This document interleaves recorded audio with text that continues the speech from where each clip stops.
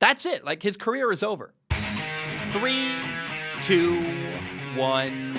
Oh my goodness. Good morning, good afternoon. Whatever it is for you, I hope you're having a fantastic day. My name is Zach Schomler. This is Strong Opinion Sports, episode 437. Welcome in. I hope you had a great weekend. I discovered a new show, and it's not new. My dad's been telling me to watch it for years and years, but I finally started. I watched 2 episodes this weekend called Justified. I got Timothy Oliphant, got Walton Goggins. He's also in a TV show called The Unicorn. Dude, Justified. If you're a person who can handle some like heavy stuff and likes crime and I don't even know how to describe it. Just if you're interested, I don't know, look up Justified. And if the idea, the premise interests you, you might really like it. Because I, for years, put it off. I wasn't interested. For some reason, it really kind of struck a chord with me this weekend. And watched 2 episodes. Loved it. Oh, my goodness. Really, really enjoyed it. Let's jump in. I got some really, today's episode is really fun. We're going to talk about the Bengals. We're going to talk about the Noteworthy 8. The Rose Bowl was amazing. I want to start with this, though. On Sunday, the Bengals beat Kansas City 34-31. And oh my goodness, I am so happy for the Bengals, their fans, the city of Cincinnati. I've said for a long time, if I ever, lived permanently, because I live in Hawaii, right? I'm not really, the lower 48 are kind of, I'm weird and removed from them. But if I ever did live permanently somewhere in the lower 48, it would either be in the Olympic Peninsula, somewhere in Washington, or the city of Cincinnati. I really, really love Cincinnati. And this was a massive win. They're now 10-6. They have clinched the AFC North division title. And the best thing about it is that Joe Burrow and Jamar Chase were the 2 stars of this game and of this moment for Cincinnati. And I'm not going to lie, man. I believed in Joe Burrow and I believed in Jamar Chase individually as players. I knew they were going to be great NFL players, but I did not believe that they were going to be able to win in Cincinnati. And I've just, the entire journey to get to this moment where the Bengals have won the AFC North, I really wasn't a believer. I remember saying that Joe Burrow should avoid going to Cincinnati because I didn't think he could overcome what I believed was a dysfunctional organization. I didn't think Joe Burrow could turn them around. I remember feeling like, Joe Burrow is an amazing quarterback. I still, to this day, I remember people talking about Trevor Lawrence, how Trevor Lawrence is a generational quarterback and the best quarterback we've seen since Andrew Luck. And I don't think Trevor Lawrence is better than Joe Burrow was coming out of college. Did people somehow forget what Joe Burrow did against the SEC level defenses? It was unbelievable. But I thought that, he was drafted by an organization that was going to pull him down.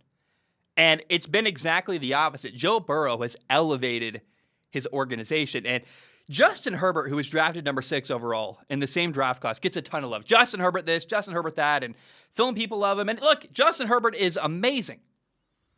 But let's acknowledge something. Justin Herbert went to a better football team and had a lot of help along the way. Didn't have to build something. He kind of walked into a great organization, great situation roster-wise, got a great offensive line. Herbert's got a better offensive line, 2 amazing receivers, I think a good head coach. Joe Burrow had to build it. Joe Burrow went to the worst team in the NFL that had the number 1 overall pick. And he gets hit a ton. Go watch Joe Burrow play football. The dude is running for his life at times. And yet he still has found a way to win. He made the playoffs, won a division title. It's amazing. They won the AFC North in his 2nd year in the NFL. It's so cool to me. And I also remember when Cincinnati drafted Jamar Chase at receiver, number 5 overall, earlier in 2021. And I didn't like the pick. I knew Jamar Chase would be a star. I remember in my video, whenever I talked about him getting drafted, I'm like, look, he's going to score a lot of touchdowns. He's going to be fun to watch. I knew that.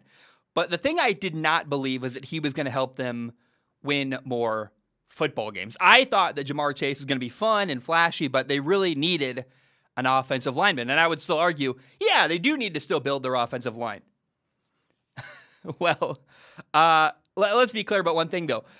Jamar Chase has absolutely helped the Bengals win football games, especially Sunday against Kansas City in Cincinnati. I remember there was a moment in this game where the the Bengals were down and losing, and Casey was kind of getting away with the game, and Jamar Chase makes this crazy play. It was like a 72-yard touchdown. He catches like a 5-yard slant or hits or something, makes people miss, runs for a long touchdown, a bunch of yards after the catch, and it really sparked Cincinnati. And in this game, he had 11 catches for 266 yards and 3 touchdowns. And all year, Jamar Chase has elevated his team and made a difference and helped his football team win games. Let's be clear. He was the right pick. I was wrong. I am so glad I was wrong. I remember being like, they should have got Penei Sewell. Idiots. Why would they draft a receiver? Receivers don't help you win games. I've been proven wrong so many times, and I love it, man. And I got to acknowledge it. And I truly enjoy being wrong because the Bengals are so much fun to watch. And there's some YouTube commenter out there. I forget his name. I don't really care. He was like, I can't wait to watch Zach Schomler be disappointed when Kansas City beats the Bengals.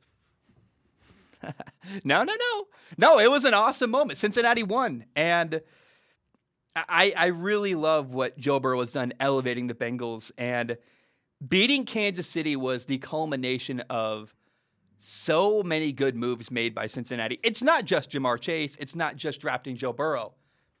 It's bringing in Larry Ogunjobi from Cleveland, Trey Hendrickson from New Orleans, B.J. Hill from the Giants. Casey put up 28 points in the first half of this football game and only 3 points in the second half. That defense stepped up. They're great coverage in the second half, getting pressure with their front four, a lot of pressure on Patrick Mahomes. And then look, man, Joey B made throw after throw after throw. He was dealing.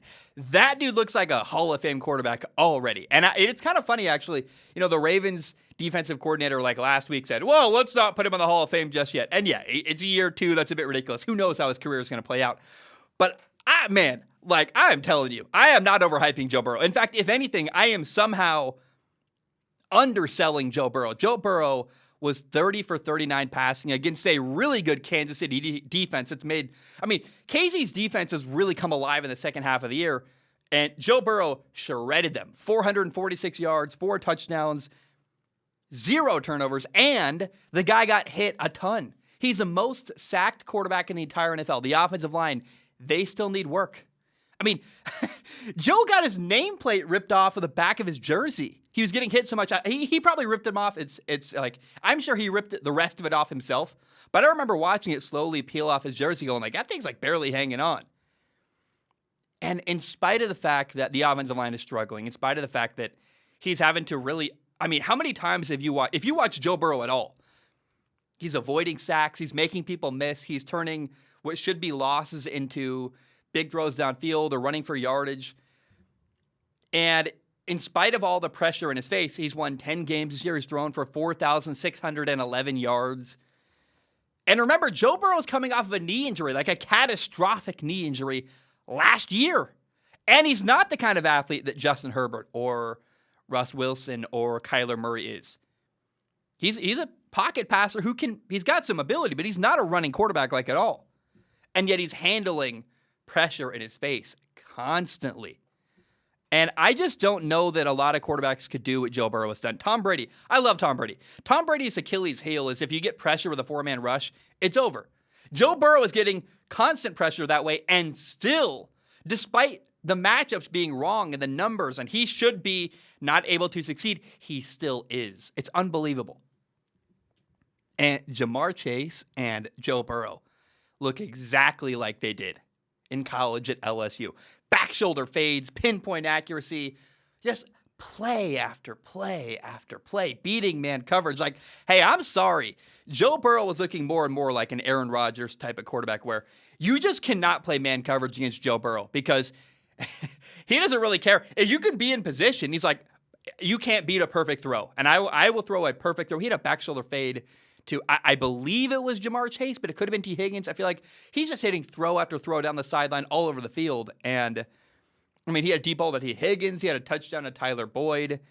It was so awesome to watch what Cincinnati and Joe Burrow did on Sunday. And I will say Casey was down 2 left tackles. They did not have Orlando Brown in this game, and then they lost Lucas Niang, who was their starting left tackle for this game. I thought that caught up to them in the second half, and they gave up a lot of pressure on Patrick Mahomes, but the overarching story here is that it was a really, really cool moment for Cincinnati and a massive win, well-deserved, and the Bengals are the AFC North division champions. And man, like 2 years ago, they had the number 1 overall pick, and now look where they are today. I did not see it coming. Man, I'm overjoyed. I've never been so happy to be wrong in my entire life. And I'm pretty convinced that at this point, Joe Burrow can do anything he wants to. I'm enamored. I love the kid. He's amazing. I like his swagger. I think that confidence really helps him too. Like the team buys in, and Joe Burrow, I think, gets criticized. I think maybe not yet. So Aaron Rodgers gets criticized for being, there's that fine line between confidence and cocky, and Aaron really walks it very finely. But let's be honest, if you're going to turn around a terrible organization like Cincinnati, which they were when they drafted him, let's be clear, you kind of have to be a little bit arrogant. Because where does confidence stop and arrogance begin?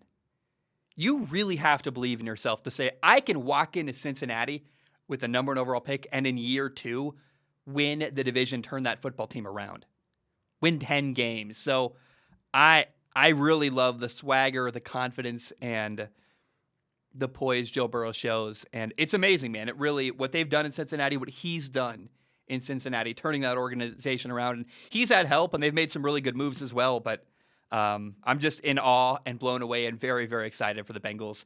Joe Burrow, Jamar Chase, it's awesome. It's a blast. And I'm really, really glad they got the AFC North division title. Well done, Cincinnati.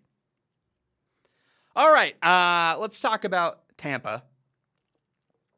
Tampa just beat the Jets 28-24. There's a lot to unpack here. A couple things. Number one, it's very weird. The Jets ran a quarterback sneak on 4th and 2 with 2 minutes left on like the 6-yard line. Instead of kicking a short field goal, it would have given them a 7-point lead. And I mean, look, I don't mind going for it on 4th and 2 on the 6-yard line, because if you don't get it, then Tom Brady's got to drive 94 yards and put together a touchdown drive. Like, that's fine. But the quarterback sneak was weird. You run a quarterback sneak on 4th and inches, not 4th and 2. And something was either disorganized or miscommunication. I have no idea what was going on for the Jets, especially when you realize, hey, the literal biggest strength of the Buccaneers' entire football team, arguably, is their interior defensive line. Like, 4th and 2, you're not going to get 2 yards on a quarterback sneak against Vita Vea. I'm sorry, but what are you doing? That was a terrible call. It was very confusing. Now, on top of that, Tom Brady did drive 94 yards and put together a game-winning touchdown drive. He threw a touchdown pass with 15 seconds left, then they went for 2, took a 28-24 lead.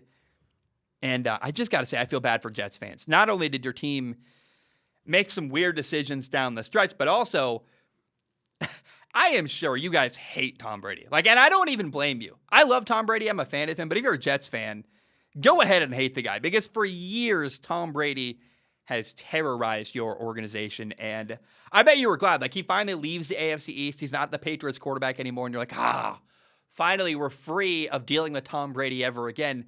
And then, you got to play him again this year. I'm just sorry for you guys, man. The Jets actually led the game 24-10 in the third quarter.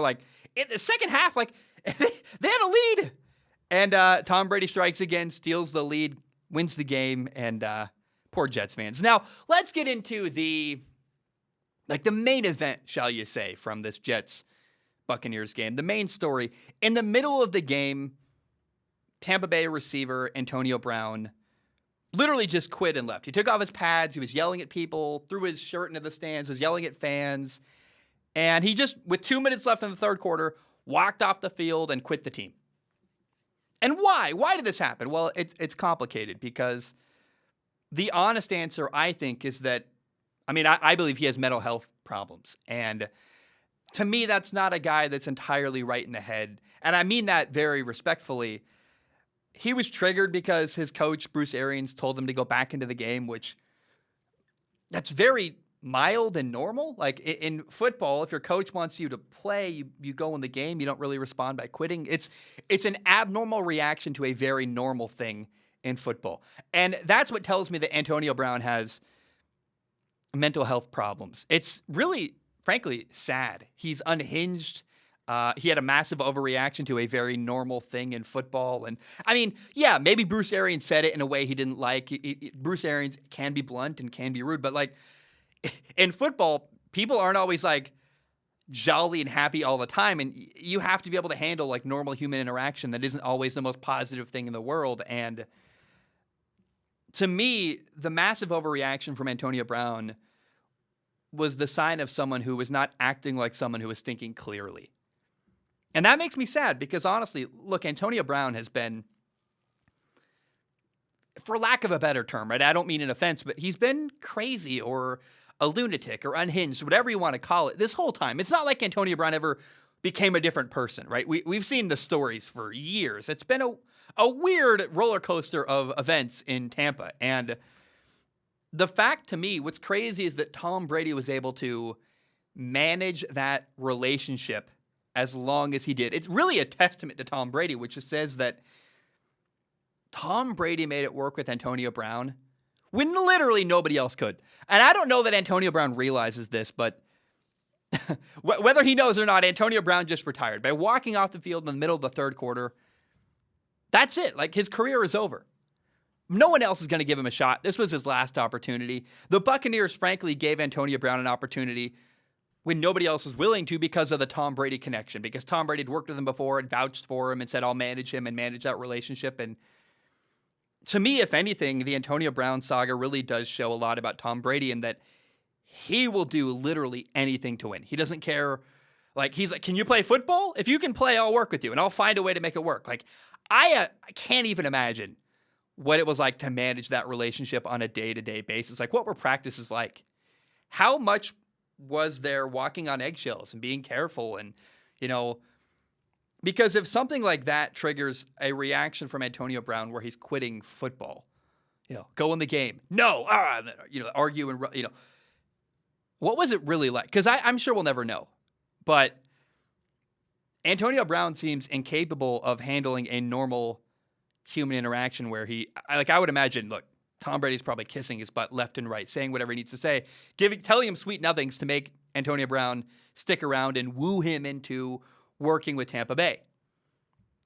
Tom just nurtured the guy, gave him love, and they won a Super Bowl together. Like, that was rewarded.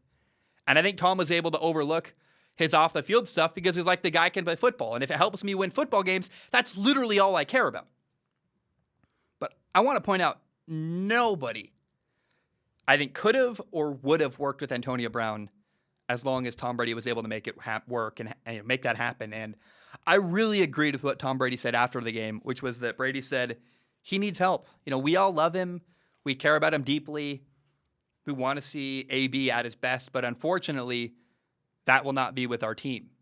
And right after the game, Buccaneers head coach Bruce Arians confirmed that Antonio Brown is no longer a part of the team. And,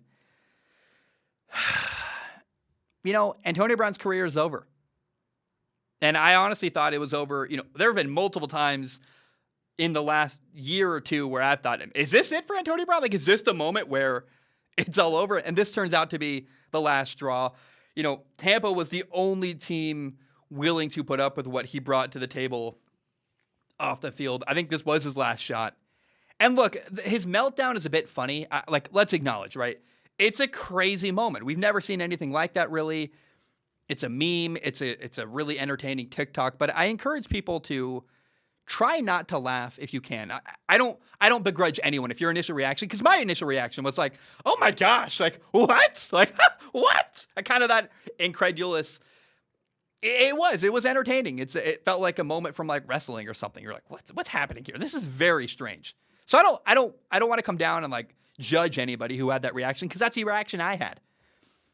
But there's a deeper level when you think about it, a little bit longer. And the reality is that Antonio Brown seems to be a person in crisis who needs help. And initial reaction is like, oh my gosh, that's crazy. And then you think about it on a deeper human level, like forget about football. And when you do that, I'm really worried about Antonio Brown's future because, he doesn't have football anymore. And he's already a guy who seems a little bit unhinged. And now not having football, my attention will shift towards, I hope that Antonio Brown gets the help that he needs. And I hope that people don't dehumanize him, because it really does seem like a guy who is having a mental breakdown and maybe has been having one for like 2 to 3 years, if not longer. And man, it's a dark place. It's a dark world. Football has been a source of income, the thing he does. If he doesn't have that, what does he have? And I really worry about that. And I hope other people can see through the meme and look at the person and also feel concerned, because I just can't say enough. I'm worried about his future, and I hope that Antonio Brown gets the help that he needs in the future. All right. I need more water real quick before we jump into the noteworthy segment. Well, we just had NFL Week 17. I already talked about the Bengals beating Kansas City. I talked about Tampa against the Jets, the Antonio Brown saga. But there are still 8 more things I find noteworthy from NFL Week 17. The noteworthy 8. Number 1 is this. The 49ers beat the Houston Texans 23-7 on Sunday. And I walked away from this game feeling hopeful. Hopeful for the 49ers and also hopeful for Houston. I walked away going like, man, Houston didn't win the game, but I feel good about them, and I feel good about the 49ers. And the 49ers rookie quarterback Trey Lance played very well. I just was like, wow. I was going into the game. To be clear, my expectation was that Davis Mills, the Texans rookie quarterback, would outshine Trey Lance, and everybody was going to have a massive overreaction and come down really hard on Trey Lance. That is not what happened. Trey Lance looked good. He extended plays. He made some good throws. He looked immensely talented. He's got a massive arm that, man, I'm telling you what, I really buy into the future of Trey Lance with Kyle Shanahan. I'm like, this is going to be, when he has time to develop, and he is getting time right now because he's still growing. But man, Trey Lance is getting better, and the dude is so talented. He's gotten some time. I think he needs a little bit more time, but the future is bright. And the 49ers are 9-7. It's been got a little floaty in front of me. It's been a solid year. But if Trey Lance keeps getting better, they're going to be scary. And you had rookie 6th-round pick Elijah Mitchell in this game against Houston, had 21 carries for 119 yards.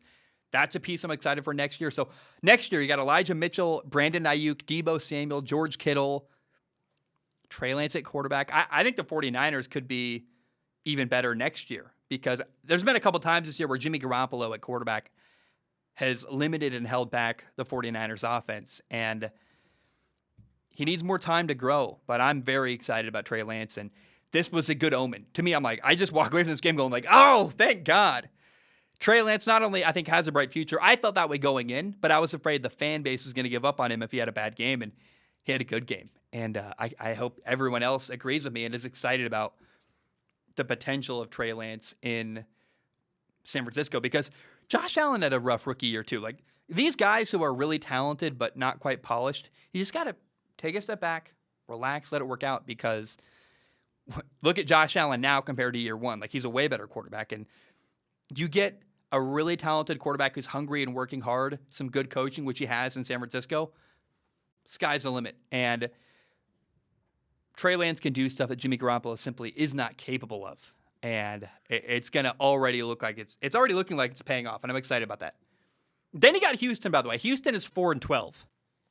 And normally you don't feel encouraged after a 4-12 season. But I legit thought that Houston was going to only win one game this year. I thought they were going to be the worst team by far in the NFL. They've not been. And to me, that's an accomplishment. And I like their rookie quarterback, Davis Mills. I like their head coach, David Culley. I was not interested in David Culley. Davis Mills was a 3rd-round pick. Houston exceeded all of my expectations this year. And Davis Mills is their franchise quarterback. You're going to trade Deshaun Watson away, hopefully get a bunch of high-level draft picks for him, and build around your young quarterback, Davis Mills. To me, actually, the future is bright in Houston, and you got kind of a diamond in the rough in David Culley, head coach. He was an unknown guy who got an opportunity. He's done a very good job with that head coaching position, and you got a 3rd-round franchise quarterback in Davis Mills, and you're going to trade away Deshaun, get a bunch of picks. Like, I am very excited about the Houston Texans moving forward, and the future's bright for the 49ers and for the Houston Texans. Now, noteworthy number 2, the Titans beat Miami 34-3.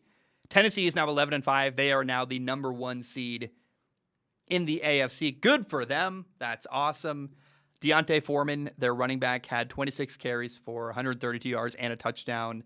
Ryan Tannehill, Tennessee's quarterback, playing against his former team, Miami, he was 13 for 18. Not a massive amount of throwing, but he had 120 yards, 2 touchdowns, was very efficient, played a clean, good game. And so on Tennessee's side, it's all good. They're the number 1 seed. Remember when Derrick Henry got hurt and everyone bailed on them, and I was like, look, it's not looking good.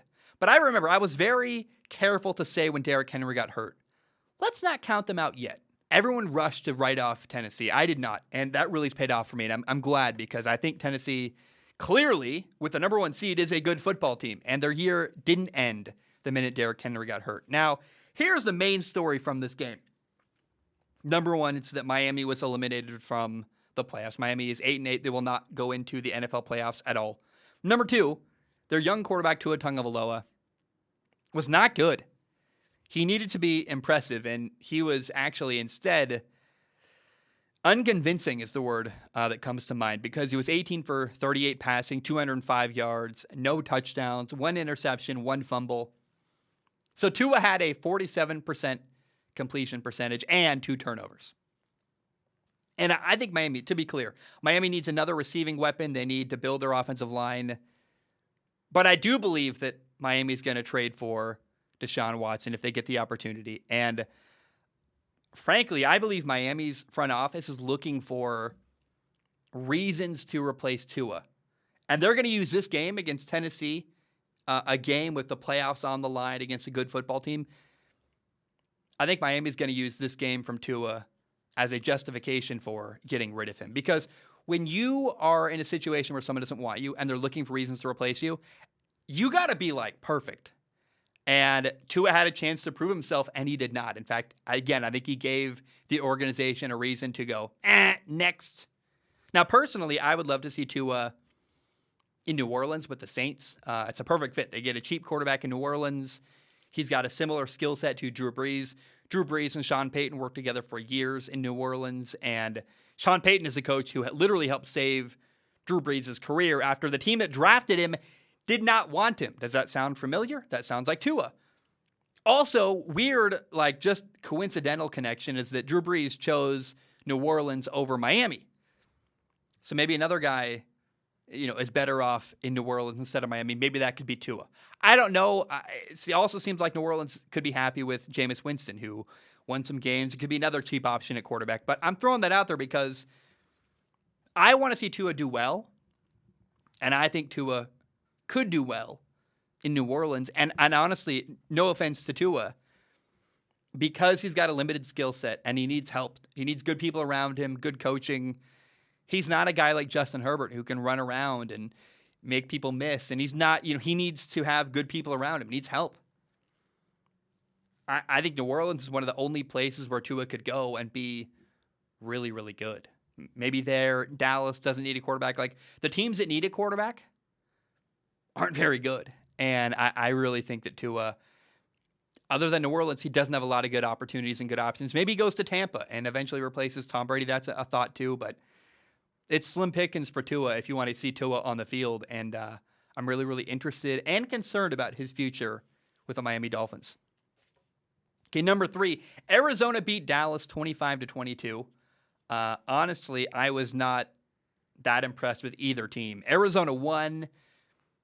Both Arizona and Dallas were sloppy. It was an ugly game, ton of penalties. Arizona made critical mistakes in key moments.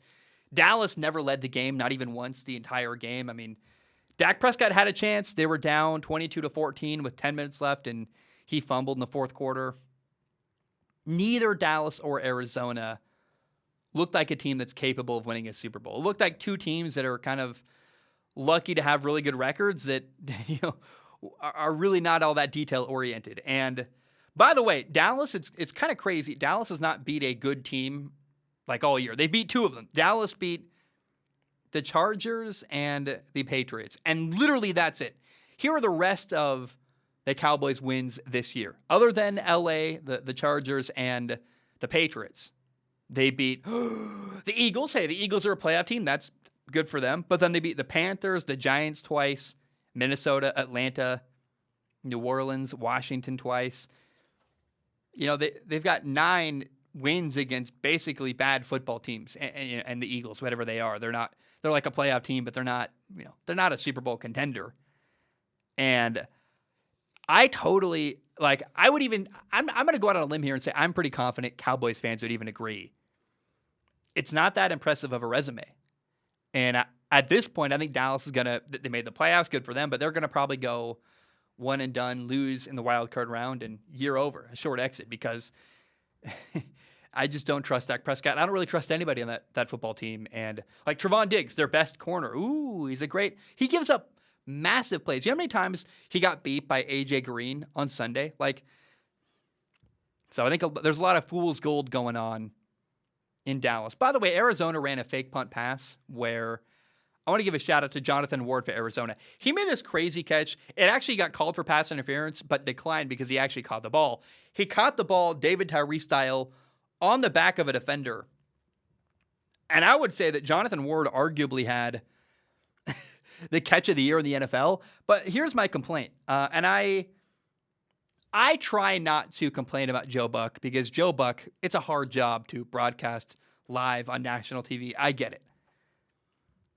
But the broadcaster on Sunday for the Cowboys-Cardinals game, Joe Buck, really did not make that moment, that insane catch, maybe catch of the year, he did not make that into an exciting moment at all. In fact, he didn't seem to care. And, for example, Gus Johnson would have really been like, wow, look at that catch. That's amazing. He would have hyped up that moment, which I think it was deserving of some hype. That was a really crazy, cool play, a great catch. And Joe Buck, maybe he's more of a baseball guy. Does he just not love football very much? I don't know. But it was a weird moment where Joe Buck was very deadpan, very flat, and maybe he just didn't realize he got caught it. I don't know. But that was a moment that I thought deserved a lot of hype, and we didn't get it. And that was very bizarre. Also, it's noteworthy, the Cowboys receiver Michael Gallup, he tore his ACL. He caught a touchdown pass and simultaneously tore his ACL. He's out for the year. That's a big loss for the Cowboys. Number 4, the Rams beat the Ravens 20-19. And this was an ugly win for LA. I told you, I'm not convinced by Arizona or Dallas. I'm not convinced by LA either. Matthew Stafford had back-to-back interceptions. Number 1 was a pick six. Number 2 was another, both of them were terrible decisions. And it was just not a very convincing win for LA. I do not trust Matthew Stafford at all in a key moment in a playoff game. And, Baltimore didn't have Lamar Jackson and almost beat LA, which, look, LA is not a terrible football team, but the season's basically over for the Ravens. And next week, the Rams have a big game against the 49ers where if the 49ers win, they're a playoff team. And if the Rams lose the game, then they're vulnerable to losing the NFC West division to Arizona. So LA, man, I thought had a bad showing on Sunday, and I'm out. I'm totally out because it's been weeks now, and the Rams keep giving me unconvincing win after unconvincing win. And sure, it's great they're winning, but they're struggling against bad football teams, and Matthew Stafford especially, man, it's just way too many boneheaded mistakes, and it's going to catch up to them in the playoffs, and they're playing really good. They're not going to beat the Packers on the road. They're not going to beat Tampa. I'm sorry, but I'm not sold right now that the Rams can win a Super Bowl. Now, number 5, this will be short because it all ties together. The Chargers beat the Broncos 34-13, so they won.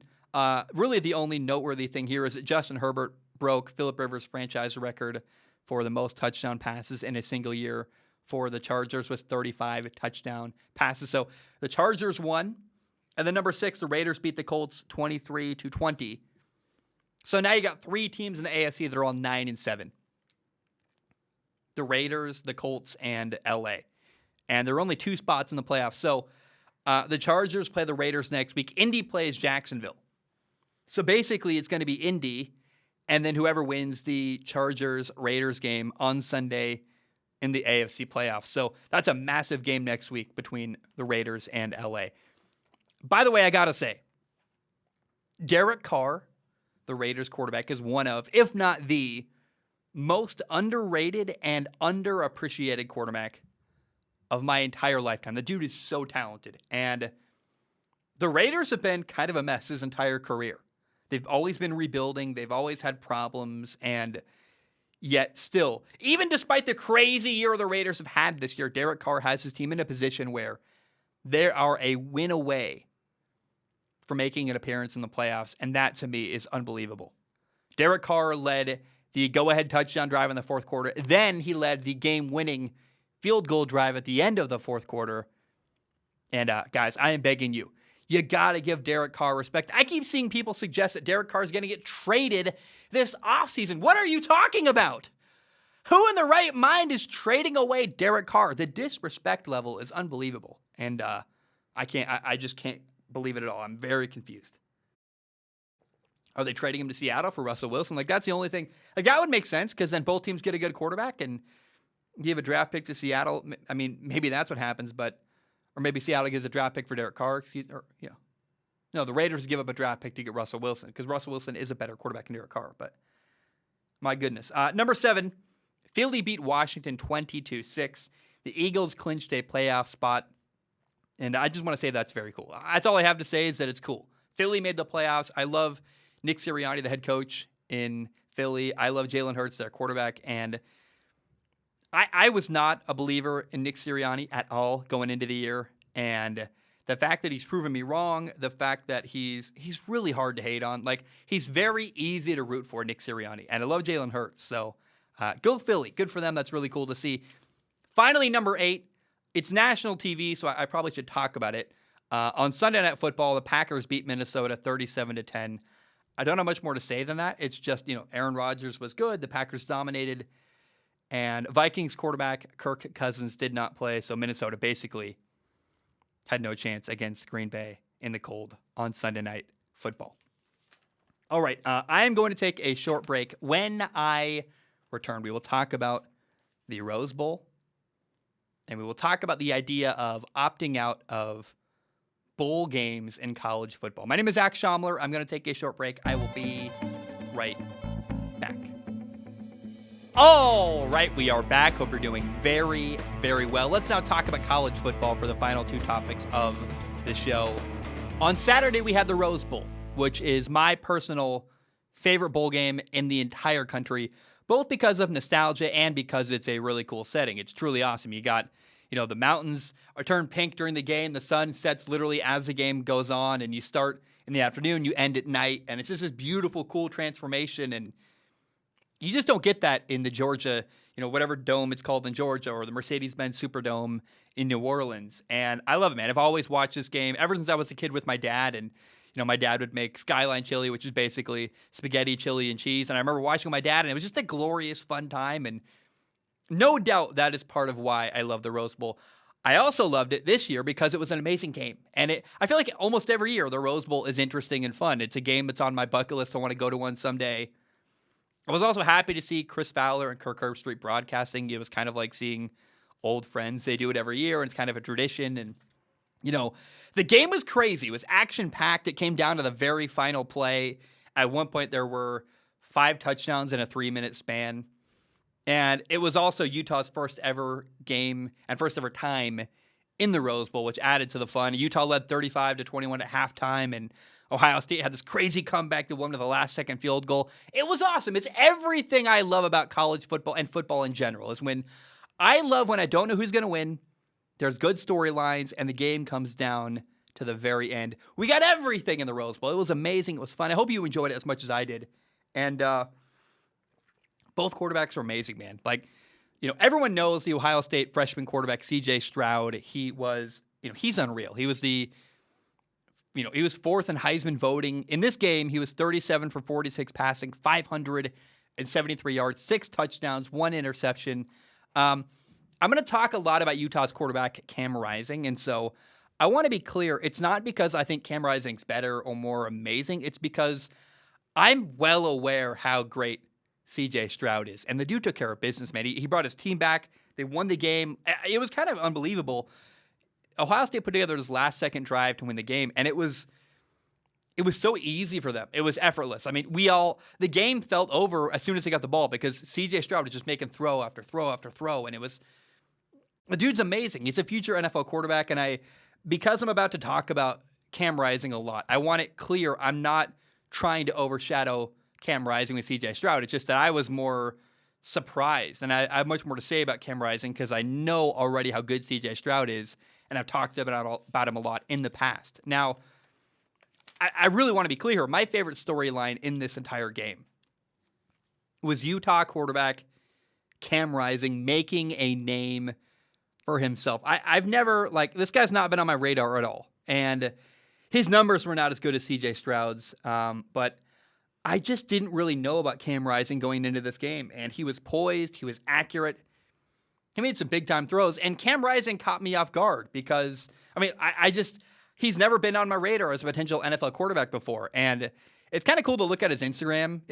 He honestly gives me a lot of Gardner Minshew vibes, the way he's so casual and lighthearted. And even the way he's a great leader, and watch him on the sideline. He's this encouraging presence. And again, look at Cam Rising's Instagram. He's got this old pickup truck, and I kind of want to call him like Cowboy Cam, or, he's from California, the California Cowboy, something like that, because he deserves that kind of a name. He looks like Gardner Minshew. He's got that same vibe and feel, this kind of a legendary figure. And I've got a list of quarterbacks I cannot wait to watch in college football next year. CJ Stroud.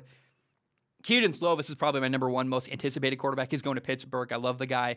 Bo Nix at Oregon, Spencer Rattler, Caleb Williams, Jackson Dart at USC, Bryce Young, of course, just won the Heisman Trophy.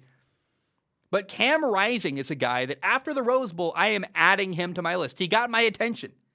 He made a really big throw. I remember he made he threw a hitch route to the left side of the field where he stepped into pressure. He got nailed. And I don't know how he got anything behind the ball. He made this beautiful, accurate throw, stepping into a hit, that's an NFL level thing to do. And he also had this crazy play on 4th and 1.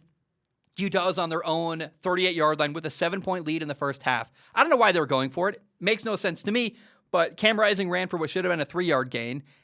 Ohio State didn't wrap him up. He kept his feet going and broke to the outside and ran for a 62-yard touchdown run on 4th and 1. Again, Utah going for it on their own 38-yard line, coaching to win. And really, Cam Rising is a quarterback I have been waiting for years for Utah to have. Because if you're a longtime listener of Strong Opinion Sports, I've said this for a long time. There's a couple colleges around the country that have so much potential. I think of Wisconsin, Iowa, and Utah. They run the ball well. They play great defense. Maybe not in this game. Utah didn't, but there's reasons for that. Guys were hurt. But Utah traditionally, very physical, well-coached. They run the ball really well. They play great defense. And if you're a quarterback, you love that. Because if your team runs the ball well and you play good defense, it makes your job easier. And I have said it for years. Utah has so much potential because of the way they run the ball, because of the physicality. All they need is an NFL-level quarterback, and I think that might be Cam Rising. Now, we have to talk about the Ohio State receiver as well, Jackson Smith-Njigba, because I don't even know how to properly give this guy the praise he deserves, because Ohio State receivers Chris Olave and Garrett Wilson opted out of the Rose Bowl. They're going to the NFL. Now, the third in their trio, Jackson Smith-Njigba, is a sophomore. He's not actually eligible to go to the NFL after this year. So he played, and Utah had no answer. Utah, they had a backup corner playing who was there because people were out. And anytime CJ Stroud saw Jackson Smith-Njigba in one-on-one coverage, and also even when they played zone coverage, he just would look a safety off, find it, Smith-Njigba.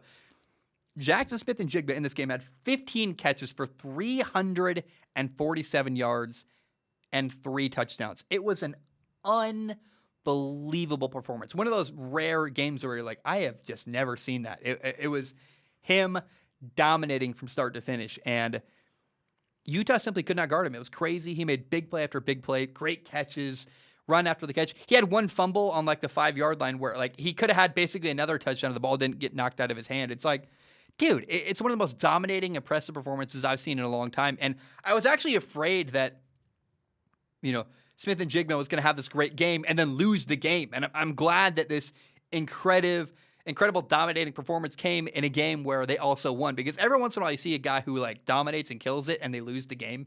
And that would have been such a shame for him to have this amazing performance and not win the Rose Bowl. So awesome for him. And the final note I have on the Rose Bowl is that Utah has this long-time receiver, Britton Covey. He's a guy who I feel like he's been there for like 15 years at Utah. For years and years, he's been dominating and just making defenses look silly. He had 2 touchdowns in this game. He had a touchdown catch, and he also had a 97-yard kickoff return. And it wasn't the kind of kickoff return where he goes untouched. It was literally the kind of play where he was breaking tackles and making guys miss. And, you know, Kirk Herbstreit made this offhand comment like, oh, he's the kind of guy that's going to go to New England and get a job in camp. And, you know, Britton Covey's not a guy who, he might even go undrafted. Like, he's not a very highly touted player because he's 170 pounds and just there's not a lot of attention on him. But he reminds me a lot of, you know, he's an Edelman-type player where he's small and could, you know, work hard and make a, you know, their template is there for him in New England. But he actually really reminds me of Hunter Renfrow, the former Clemson receiver who, you know, he walked on at Clemson. Now he's a starter for the Raiders and makes play after play after play every week. And Britton Covey, the Utah receiver, is either going to be a 5th, 6th, 7th round receiver who's going to bring a lot of value to a team, or, you know, a guy who's going to sign as an undrafted free agent somewhere. And Kirk Herbstreit throughout New England, I'm going to double down and piggyback on that. He's the kind of guy, if he goes to New England, that's a perfect fit for him. And he's a New England type of person. I've got friends who know him and speak really highly of him. And, you know, Britton Covey, keep your eye on him in the NFL because he's the kind of guy who can pull a Julian Edelman, come out of nowhere. No one knows about him. And then you're like, where does this guy come from? He's making catches on Sundays and doing a really good job. So Britton Covey's a name you should get to know. He's potentially a future NFL quarterback or NFL receiver who can come out of nowhere and do very, very well. And all in all, man, the Rose Bowl was just frankly incredible. It's a great game, a great setting, this epic atmosphere, and just everything you could ask for in a football game the Rose Bowl gave us. And this man, C.J. Stroud, Britton Covey, Jackson Smith and Jigba, Cam Rising, all this crazy stuff. Not to mention Cam Rising got hurt at the end of the game. And I mean, I don't even remember the guy's name. Bryson something, the backup quarterback, came in for Utah and scored a touchdown to tie the game at the end, to like make it interesting. It was just like so many things happened in this game. And it was one of the best Rose Bowls I've ever seen. A lot of people are saying it's the best ever. I'm like, well, like, we've had a lot of great Rose Bowls. I don't know that I want to call it the best ever, but it's certainly, I think it's a lot of recency bias, but my gosh, man, what a great game and what a great time.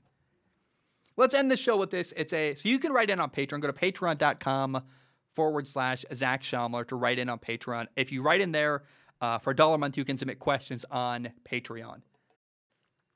So let's end the show today with a question from Patreon written in by David.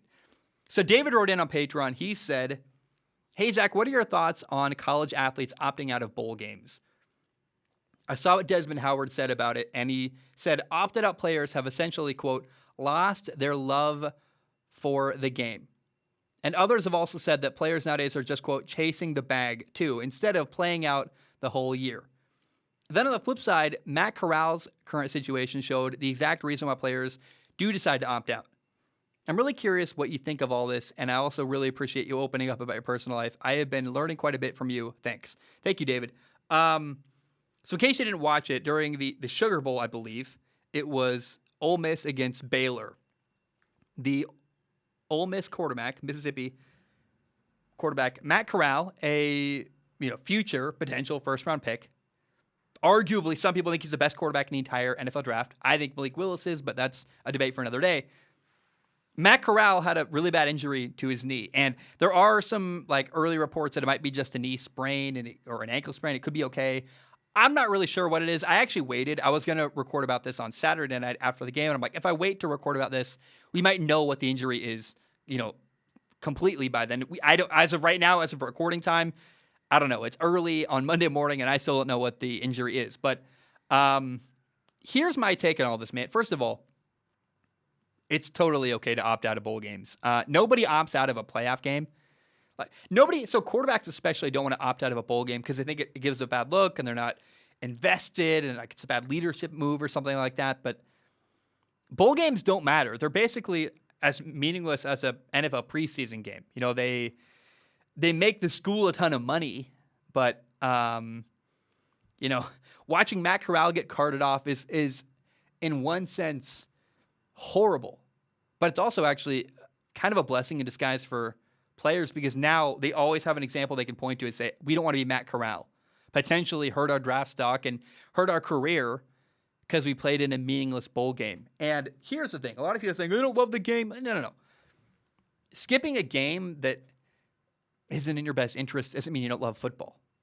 In fact, you could argue it's because you want to play longer. If you really want to you can frame the argument however you want. But here's what I would say most importantly. Where does your loyalty lie?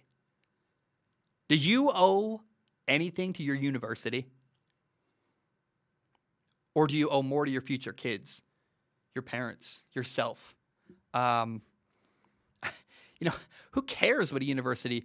You're done. You're going to the NFL, man. Take care of yourself, of course. And because you skip a meaningless bowl game, I'll tell you what, nobody I know in the NFL is losing an ounce of thought because you skip a bowl game.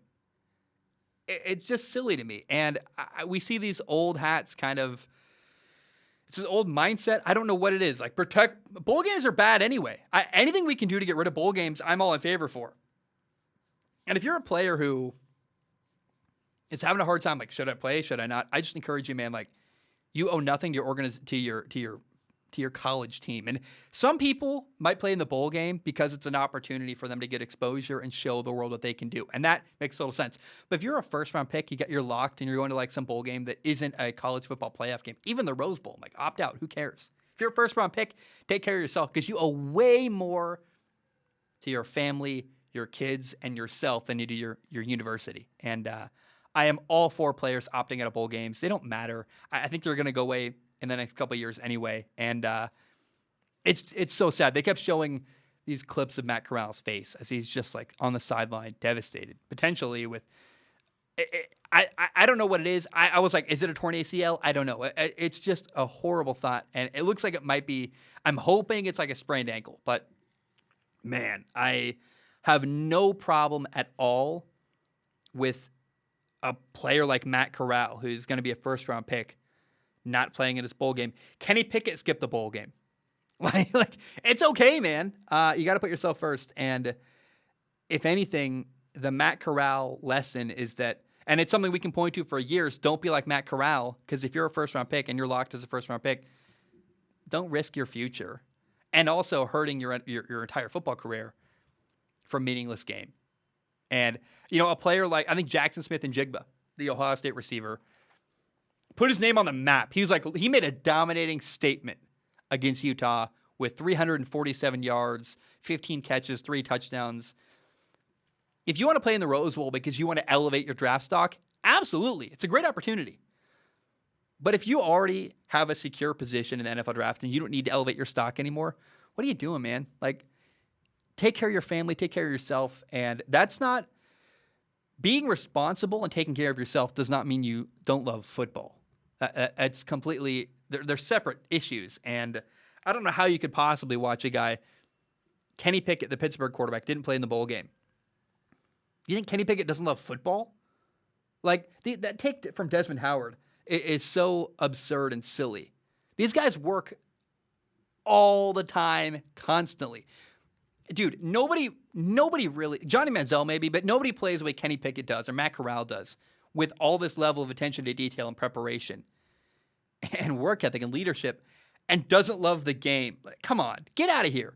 That's absurd to me. And I just think it's people who are very removed from playing that, Now, here's one thing. As a person who doesn't play anymore, I got a message from someone on Instagram. They wanted me to talk about this, and a great call.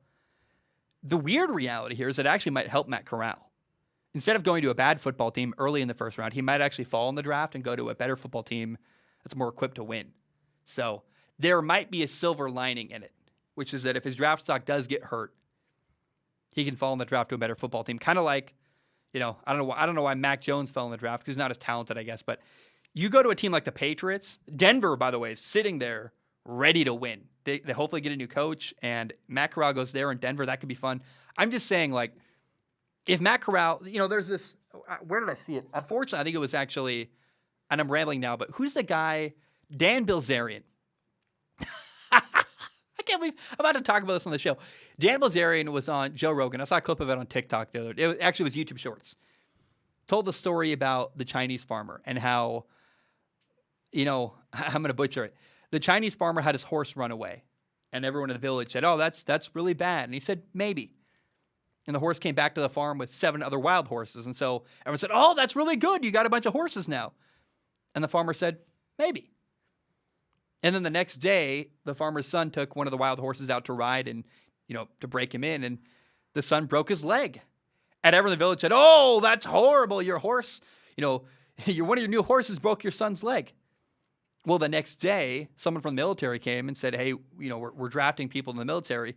And his son didn't have to go to the military because his leg was broken. He actually missed out on a potential opportunity to lose his life. And so the point of that story is that, and it's exactly what Dan Bilzerian said. I'm literally like stealing that entire segment from him. But he said, like, look, man, we never really know how things are going to play out in life. Like, and how insane is it that I'm taking a story from Dan Bilzerian? Like, I don't even like the guy. But point is that he is right, though, that you never know how something appears compared to what it actually could be. Like, good stuff happens in our life every day, and you're not going to know till you see it play out. And maybe Matt Corral getting hurt in the Sugar Bowl is the best thing that ever happened to him because he falls to a really good football team in the draft and becomes their franchise quarterback and wins a lot of games and has a great career. Like, so you have to be open to the possibility that when something, quote, bad happens, you can turn it into good. And there is a silver lining, and I think it could be that Matt Corral will fall farther in the draft. But let's be clear about one thing, David.